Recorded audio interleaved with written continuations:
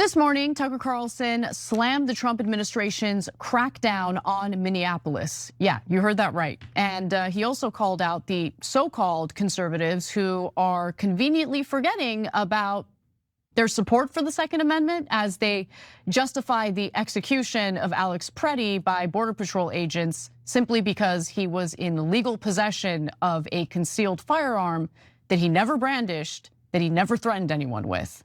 Now, before I get to the details of what Carlson said in his newsletter about this shooting, Cenk, your 2 cents.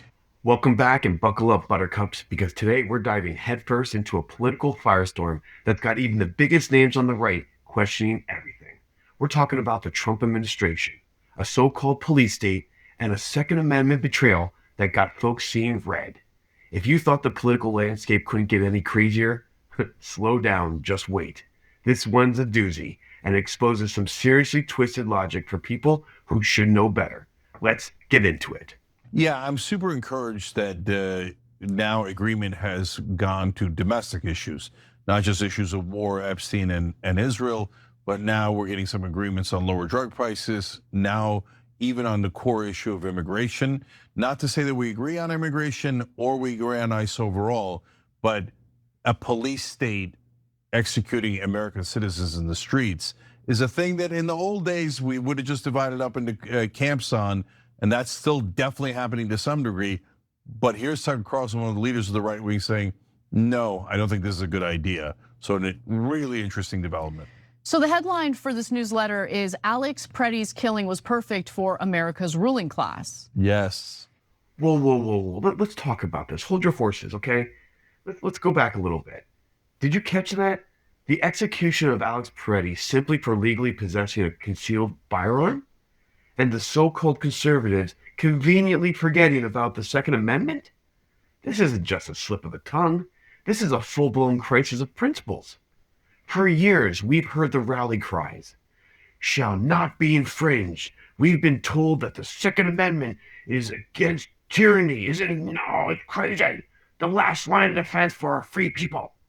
And now, when a citizen legally armed is killed by federal agents without ever brandishing his weapon whatsoever or threatening anybody, suddenly some conservatives are silent. Or even worse, they're justifying it. This is exactly what happens when tribalism meets truth. When your loyalty to a party or a person becomes more important than your core values, you end up twisting yourself into somewhat of a big, huge, fat pretzel, trying to defend the indefensible. It's like watching a dog chase its tail. He's frantic, he looks pointless, and ultimately, it's completely embarrassing. The Second Amendment isn't a suggestion. It's a fundamental right. It's not just for hunting or target practicing. It's for self-defense, and yes, as a check on an overreaching government as well. To abandon that principle when it's inconvenient, when it challenges your chosen team, is to betray everything you claim to stand for. This isn't conservatism. It's cowardice. Plain and simple. What happened to "don't tread on me" happened. Some folks are perfectly fine with the government treading all over you as long as it's their government doing the treading. And in the piece, Carlson repeatedly calls out the unnecessary chaos that we've been seeing in Minneapolis.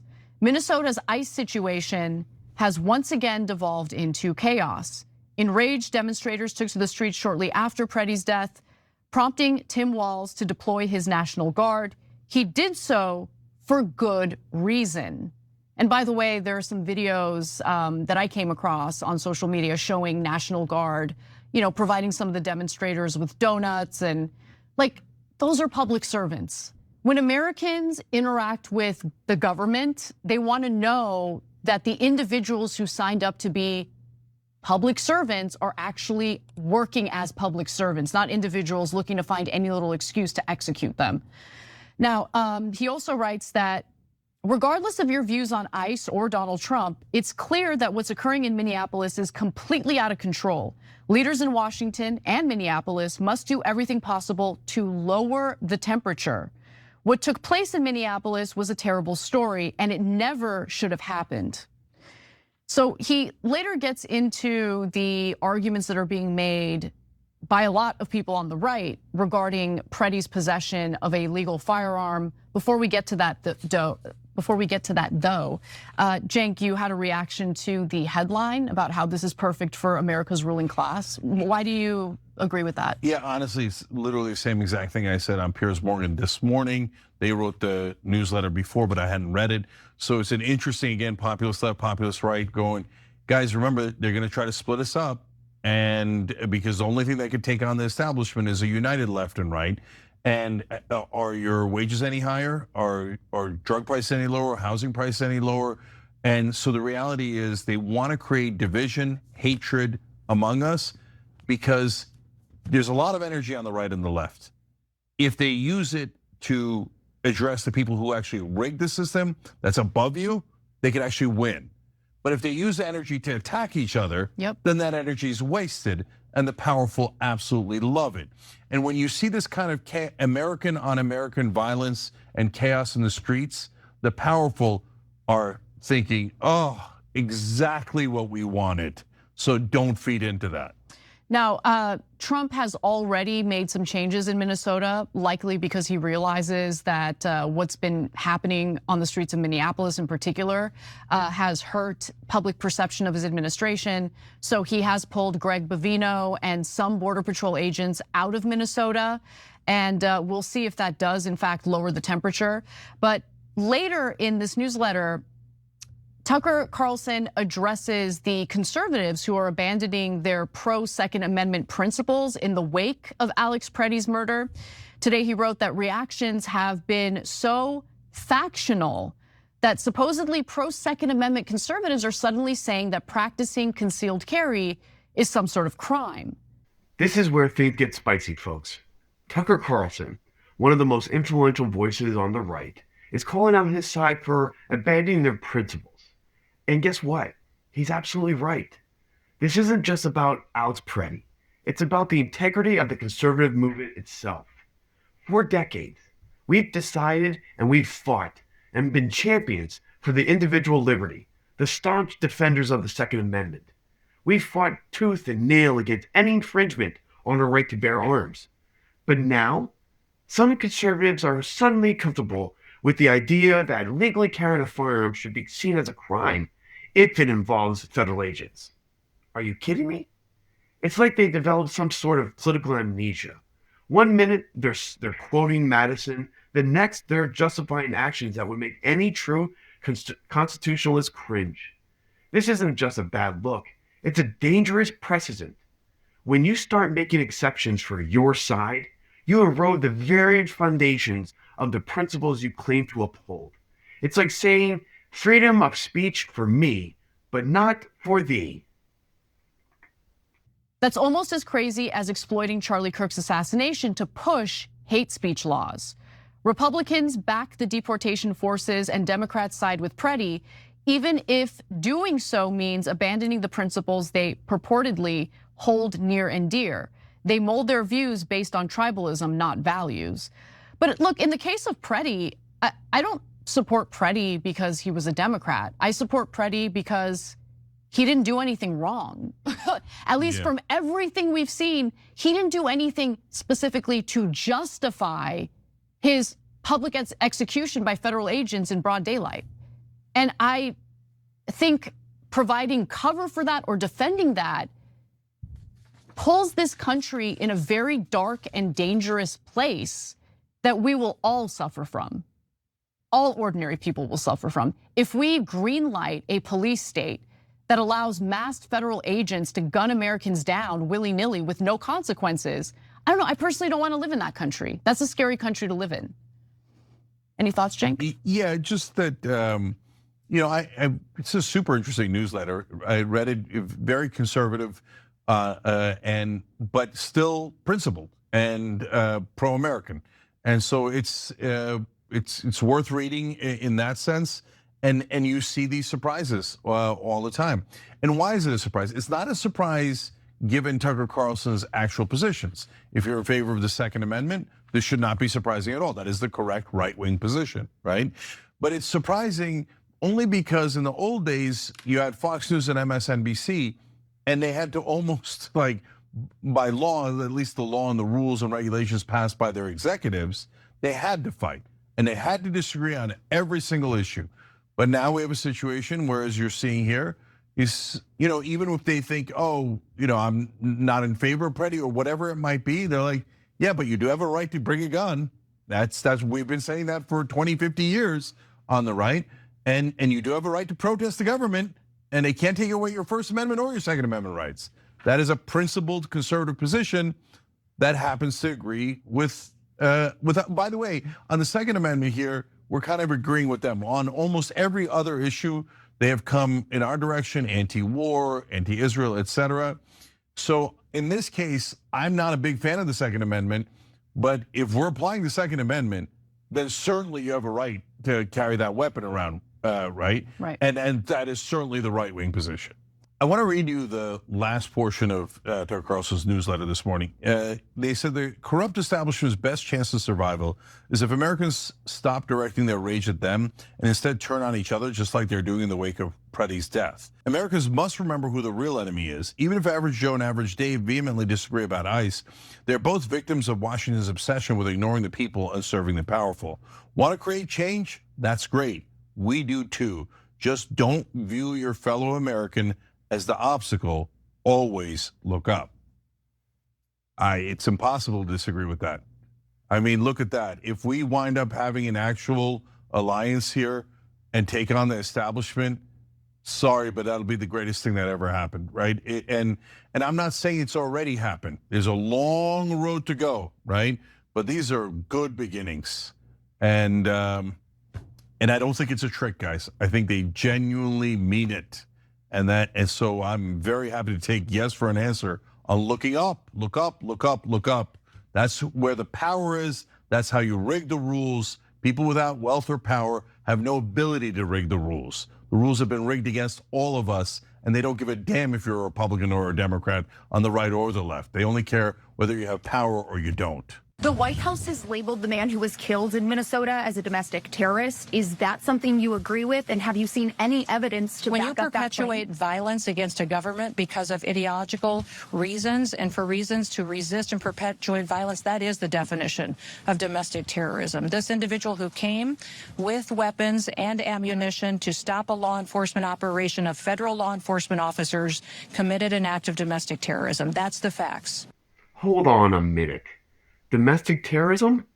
Let's pump the brakes on that one, folks. This is a classic move from the playbook of those in power. Label anyone who challenges them as a terrorist to justify their actions. It's a convenient way to shut down dissent and manufacture consent for government overreach.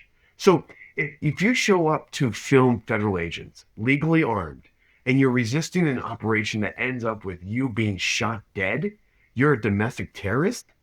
This is a definition so broad, so dangerously vague, it could apply to almost anyone who stands up to authority. By that logic, half the people who've been protested government actions in this country could be labeled terrorists. It's an insult to actual victims of terrorism and a chilling threat to civil liberties. This isn't about facts. It's about fear-mongering. It's about creating an enemy to distract from the real issue. The excessive use of force by federal agents against the citizens who, by all accounts, never brandished their weapon or threatened anyone. This kind of rhetoric is designed to dehumanize, to make it easy for people to accept the unacceptable. We need to be incredibly wary when government officials start throwing around terms like domestic terrorists so casually. It's a slippery slope, folks, and it leads straight to a police state where your rights can be stripped away simply because you dare to question their authority.